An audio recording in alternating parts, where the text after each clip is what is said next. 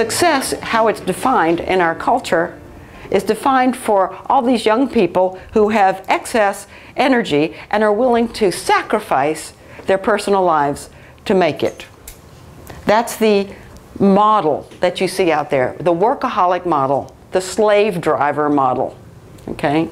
We install an internal slave driver that will push, push, push, push, push, push, push, push, push, push, push, right? And if you've tried that, you know it's not very rewarding. Why? Because your motivation is to make money. It's not to be happy. It's not to enjoy yourself. It's not to do something that you totally love, but it's about money. Your motivation is incorrect. So you don't get energy from it. If you're motivated from your true self, have you ever noticed something you're really motivated to do authentically for you?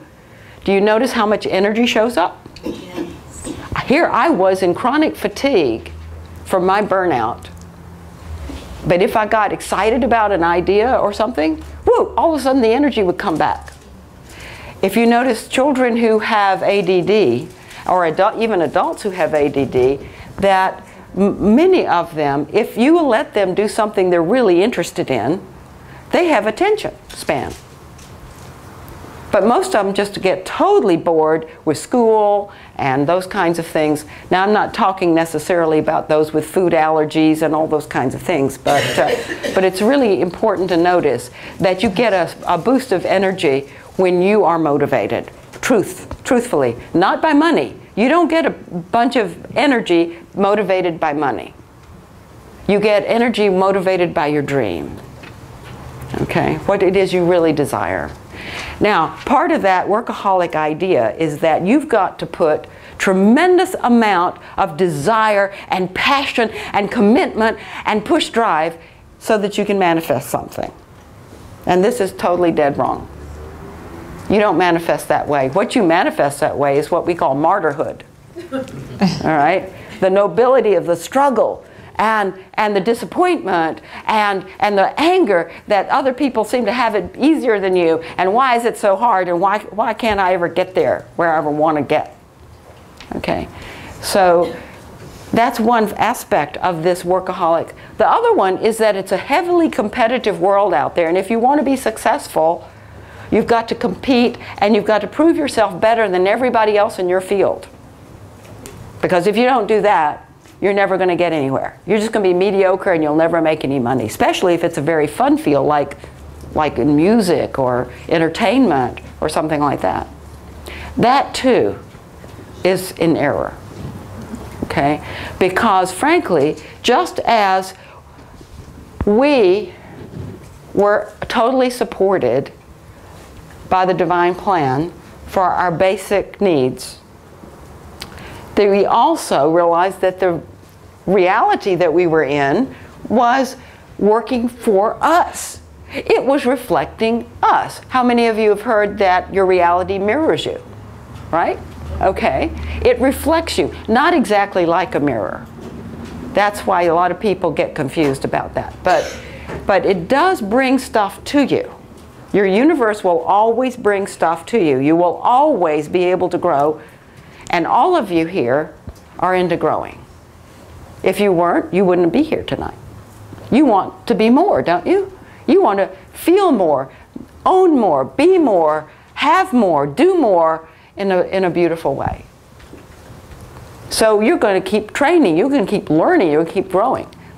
The thing is that there is no competition. Your reality will bring stuff to you. Other people's reality brings stuff to them. There is no God up there saying, well, I think you are more deserving than you, and therefore you're going to get the good stuff and you're not. Or if you are successful, you're taking it away from this other person. Now, some of you might have gone the spiritual workaholic path, which I call the path of world service and sacrifice. Right? That I'm doing it for the good of everybody else, and I'm sacrificing. Now there's some people who can authentically do it. I think Sarah's one of them. But most of us aren't authentically willing to sacrifice for the better good of the world. we would really like to have better good for us first, right? But we think that we feel a little guilty about wanting it all for us. I want you to understand this. There is no competition, and two, that if you get what's good for you, you're doing a great service for the planet. Now, how does that work? If you're getting your resonance high, if you are becoming a greater light being, becoming more than you have been, what are you contributing to the resonance of the world? You are lifting all the combined resonances of the world.